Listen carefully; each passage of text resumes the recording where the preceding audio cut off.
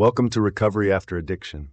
I stand before you as a man who has been clean and sober for 10 years, but I did not get here easily. My own journey has been marked by pain, loss, destruction, and redemption.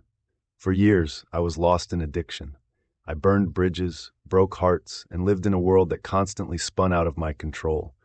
I have slept under the stars not by choice, and I have cried in silence, carrying guilt I thought I'd never put down. But I am not here to glorify the wreckage.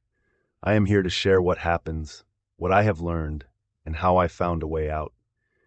If even one person hears something today that helps them hang on, or take that first step towards healing, then every moment is shared with a purpose. I know from my own experience that there is another way to live, and that includes a freedom from the pain, misery, and suffering of addiction. Addiction profoundly affects individuals, families, friends, and society, leading to devastating physical, emotional, and social consequences. For individuals, addiction often results in declining health, impaired judgment, and reduced quality of life. Families experience emotional distress, financial strain, and disrupted relationships, while friends may face challenges in maintaining trust and support. On a broader scale, society bears the burden through increased healthcare costs, higher crime rates, and decreased workforce productivity. Understanding the multifaceted impact of addiction is crucial for developing effective prevention and treatment strategies that benefit not only those struggling with addiction, but also their broader communities. So if you are struggling, if you have ever felt broken beyond repair, I want you to know this: you are not alone. And with the right support and help, it is never too late to change your life. In today's video, you will hear and discover an inspiring journey of recovery and resilience, of overcoming alcoholism through the transformative 12 steps of AA, the guiding influence of a higher power, and the dedication to helping others in recovery. From hitting rock bottom to embracing a life of sobriety, gratitude, and purpose, this heartfelt account offers hope and motivation for anyone seeking a path to healing. Tune in to explore how admitting powerlessness, working the steps, and finding spiritual growth can lead to lasting change. What I am about to share with you today is a story about a man I shall call John. This story is not fiction. It is not a movie script. This is a story that is unfiltered and real. John's earliest memory of his father, growing up, was that he was a violent man.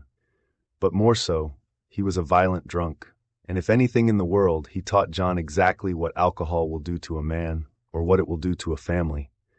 He was a prime example of what alcohol does. Many times, John and his brother would find themselves lying in bed at night, and they would often hear the fighting going on downstairs between their mother and father. After the fear had subsided and things had gone quiet, John and his brother would often talk about what kind of men they wanted to be, and what kind of fathers and husbands they were going to be. And the one thing they vowed was that they were never, ever going to be like him. John grew up living in an all-Hispanic neighborhood. However, he had blonde hair, blue eyes, and fair skin, and much of his family had very dark hair, brown eyes, and deep brown skin. John, from the very beginning, felt out of place. When John was about 12 years old, one of his friends stole some marijuana from his father. So the next day they met up after school, and John asked him, "So what do we do?" And his friend replied, "First we need to go and get a bottle of wine from the store." And John asked him, "For what?"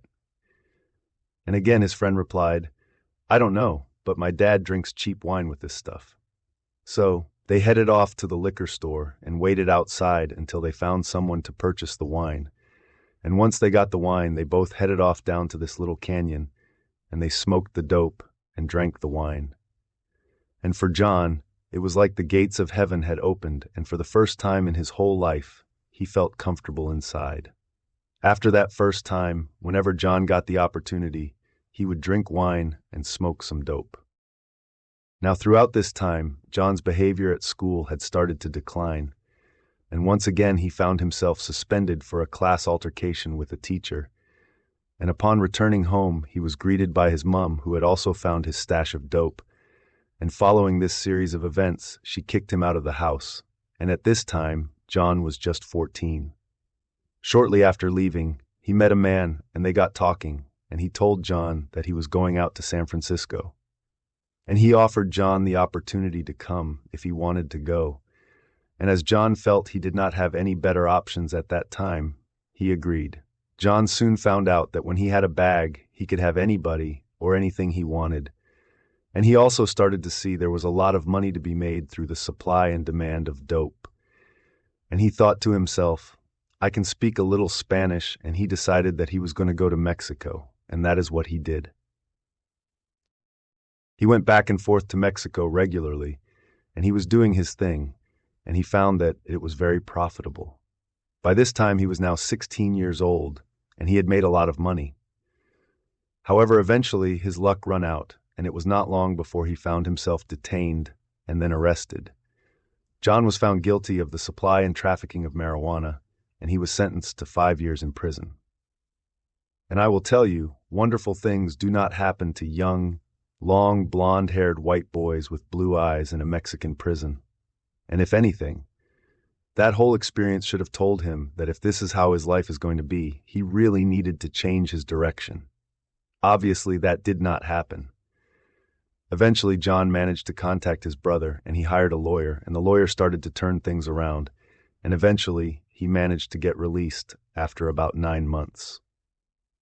John returned to San Francisco and just continued to do what he was doing, and on his 18th birthday, at around 5:30 a.m. one morning, he was eventually arrested again, only this time it was at gunpoint for 27 felonies. John had been living with a nice girl who came from a nice family, and she was expecting their baby. However, following his arrest, John was sent back to prison, and he never heard anything from her. She did not call, and he did not get any letters or any visits. Eventually, he got out of there, and he went looking for her, but she had disappeared. John tried to find out where she had gone, and throughout his time incarcerated, there was never a day that he had not thought about that baby. Nobody would tell him anything, and he could not find her, and John spent many years looking for her, and all he was left with was this big hole inside of himself. Sometime later, he ran into another young girl, and again she came from a good family. Her father was a doctor. And once again, John ran into a little bit of bad luck. And this girl bailed him out of jail 3 times in 1 week, and he figured that he was never letting her out of his sight again. So eventually they married. And then one magic day, they both went to the hospital, and she went into this room, and shortly after the midwife came out, and she put this little boy in his arms, and that was the most magical moment of his life, other than when John used alcohol. John held his son, and he looked down at him, and for the first time in his life, John fell head over heels in love with another human being, with no conditions, and he'd never known those feelings before, with anyone. He promised his son what kind of a father he was going to be, and he told him the things they were going to do, and he meant it with all his heart. Within a couple of years, John and his wife went again to that hospital, and the same thing happened. And the midwife came out, and this time they put this little girl in his arms, and the same thing happened. John fell head over heels in love with her. For the next 5 years, John felt he was the best father. He had the money. He had the resources. He had a real nice place, and John stayed with his kids, and he played with them. He changed their diapers, he bathed them, and he provided for them, and John played with them out in the yard all day long. One day, a friend of his came over, and they got fully loaded. John decided to go outside with his son, and they were playing. And not even thinking about it, as it was a sweltering day, John decided to just get on his bike and go up to the store to get a 6-pack of beer. When John eventually returned, the police, paramedics, and all the neighbors were gathered outside. John soon found out that his son had chased him out of the driveway, and he got hit by a truck. John looked down at him, and he was in a bad way, and in that moment, a little piece of him died, and he sat in that hospital with him in intensive care for 9 months whilst he was in a coma. His son went through brain surgery after brain surgery, and although his son was not in a good way, he had survived. The doctors told John that his son would never age, mentally and emotionally, beyond the age of about 4 years old. And as his son grew up, he would have horrible physical and emotional problems for the rest of his life. And John left him at the hospital. He was racked by guilt and remorse, as he had done this to his son.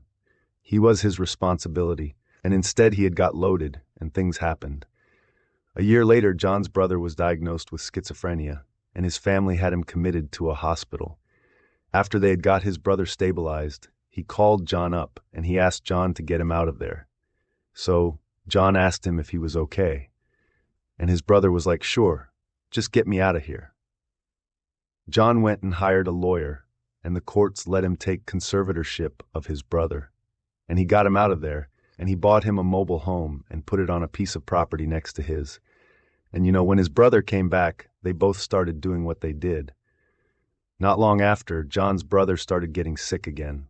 He had stopped taking his medication, and they had started getting loaded together. One day, John had to go to Oklahoma on a business deal, and he told his brother, and his brother grabbed hold of him and begged him not to leave, and he told John in that moment that he was not well. But John ignored this and told him he had to go. And John did what he always did. He put a handful of money in his hand and told him he would be back in 3 days and they would fix this, and he left. John failed on his promise and returned about 2 to 3 weeks later. When he came back, he went looking for his brother, and he went and opened up the trailer door, and 3 days after he had left, John's brother had taken that money, and he went and bought himself a gun, and he blew his own head off, and in that moment, another piece of John died, and he felt as if he wanted to join his brother. But what he had also found was that alcohol takes away that guilt. It takes away the pain. It takes away all that stuff. It allowed him to sleep. It allowed him to walk through this world one day at a time with a little bit of ease and comfort. As John's drinking progressed, it had obviously taken a toll on his marriage, and not long after, his wife left him, leaving him alone, just him and his daughter. So now it was just him and her, and John's son never made it out of the hospital alive, and another piece of John died. However, still he could not stop his drinking. John looked at his daughter and thought to himself, she once had this beautiful life that was just like a fairy tale, and suddenly it had all exploded. Her uncle, whom she loved, was dead. She was there when her brother got hit. And now her mother had left too. Not long after, he decided to leave San Francisco, and one day this lady tapped him on the shoulder, and he woke up and looked at her, and she told him that he needed to get off the plane. The last thing he could remember was that he had been sitting in his living room, and the next thing he was on this plane, and it was empty, and he looked over and his little girl was all cuddled up next to him.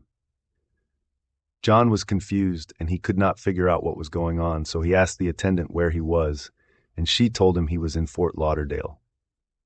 So, John wakes up his daughter telling her that they need to get off the plane, and so that is what they did.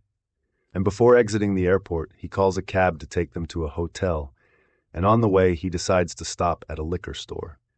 And the next memory he had was coming round strapped down on this gurney in this gray room with bars on it. He was completely restrained, and he had no idea where he was, and more importantly, he did not know where his daughter was. John had no idea what had happened. Later, returning to the hotel, John finds out from the couple he had met there that he had gone down and met with them, and they had started drinking. And the next thing he had lost it and attacked some guy, and they had thought he was crazy, and that is why he ended up where he did. He also found out that those people he had been drinking with had grabbed his daughter and kept her safe until he had returned. John decided to leave Florida, and he told his daughter that the reason they needed to get out of there was that he was certain that for them it was only a place of bad luck.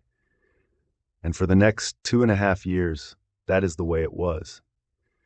Traveling to various places with that little girl, living in motels and crashing on people's couches, promising her repeatedly that one day it was going to be different. By this time, his daughter was now 9 years old, and they were living in Oklahoma City, as he had finally managed to get this tiny little ramshackle apartment. Until one day John came walking in, with blood on his clothes, but the blood was not his. And again, he was drunk. He got cleaned up, changed his clothes, and once again John and his daughter were on the move. They got on a bus, and he passed out. And when he came to, they were now in New Mexico, and his daughter was sitting there, and she was rocking and crying. And he asked her what was wrong. And she looked at him and told him that she was hungry, as she had not eaten for a few days. So John promised that as soon as they stopped, that he would get her something to eat. And they both got off that bus in Gallup, New Mexico. And John went into this little liquor store, and he was not in a good way as he was suffering from alcohol withdrawal. And he went and grabbed a bottle of wine and got his daughter a sandwich, and he went up to the counter to pay for it. However, he only had enough money for one or the other. So John put the sandwich back. Now, up to this point, he had done a lot of things in his life, but he had never done anything that haunted him more than in that moment. Eventually, John and his daughter got back to California, and he went to see his mom, and she opened the door, looked at them both, and she grabbed his daughter and pulled her into the house and told John to go. And if he did not, then she would call the police. So he left, and John ended up living in a place called State Beach, on a bamboo patch right beside the ocean. There was a 7-Eleven across the coast highway there, and he would go over there and hustle for wine. And he would get enough wine and would drink it until he passed out. And when he came to, John would do it all again. And that is the way he lived for the next 3 years. Then one day, John had one of the weirdest thoughts that he had ever had, and that was he thought to himself he should try going to AA, and he had no idea where that thought came from. And that is what he did. He ended up sat in a meeting of Alcoholics Anonymous that night, and John walked into this room, and he sat down, and he felt people starting to look at him. By this time, John had been living in the same clothes for 3 years. His hair and his beard were overgrown, and he weighed about 135 pounds. He had sores all over his body, and there were a lot of things living on him. And John began stressing out, and he was getting ready to get out of there, thinking to himself, I do not need this God stuff. Then the next thing, this woman came over and sat down next to him, and she said that she was an alcoholic, and that she too had walked into the rooms of Alcoholics Anonymous 27 years ago in Long Beach, California. Then she looked at him and said, I know you want to leave, and with that she hugged him. Now John was not a crier. He did not cry when he went to the prison in Mexico. He did not cry over his son, and he did not cry over his brother. The last time John shed a tear, he was a child. But something happened while that woman was holding him, and suddenly it came out, and he started to cry. John wanted what these people had so bad, so he started going, and he went to those meetings regularly for the next 6 years. But he just could not stop drinking. He would get about 10, 15, sometimes 30 days sober, and he would drink again. One day, John went down to the liquor store, and he got all the wine that he could carry. And he went back to his little shack, and he started to drink. And he drank, and he drank, and it was the absolute most tragic day of his life. Because at around 4:30 in the afternoon, alcohol stopped working for him, and his entire world stopped. It was no longer taking away the guilt or the pain. So John pulled out his gun, and with no hesitation, he put it to his chest, and he pulled the trigger. That shot blew out his left lung and 2 ribs, and it knocked him across the room. And as he slid down that wall, the only thing he could think was, thank God, this nightmare is over with. John eventually came to, and he found himself in a hospital. And after about 3 months, he eventually got out of there, and what did he do? He continued drinking. One morning, John came to, and it was like many, many mornings. The alcohol had stopped working, but he had nothing else. And suddenly he had a vision of that morning on that bus with his daughter, and then he knew. You see, when John put alcohol into his body, from that second on, it did not matter what or who he loved. It did not matter about any of his plans, any of his dreams, or any of his morals, or for that anything else. He will do exactly what alcohol tells him to do from that point on. It told him to get more. It told him where he could live, who to hang out with. It told him when he could go to bed and when to get up. It told him what he was going to do all day long, and where alcohol is involved. For him, there was no room for anything else. Alcohol owned him. John decided to go back to AA, and that is what he did. And this time he managed to stay sober for about a year, and then he met the most wonderful woman in the world, and she had gotten sober on the same day as he had, and eventually they got married. And between them, in the years that followed, they had 6 wonderful children. And for the next 10 years, he had one of the best marriages he had ever known. They raised their kids, and they got some stuff. And through some strange circumstances, John ended up gaining employment as a painter. And then soon he was a painting contractor, and he was making good money. After one of those long days, John returned home from work, and he felt uneasy as he felt something was going on with his wife, but he did not know what it was. So he asked her what was the matter. And she sat down, and she looked at him, and she told him that she loved him, and he told her that he loved her too. Then she said that she could not live this lie anymore, and following her next breath, she told him that she was a lesbian, and that she was in love with another woman, and that she wanted to leave. John tried to talk it through with his wife, but she had already made the decision to leave him, and she took the kids and left. Eventually they got a divorce, and it was amicable, and John was a little bemused as he did not know you could do that. His old response would have been, when someone does you wrong, you kick them to the curb. However, this time it was not like that, and still today, they remain good friends.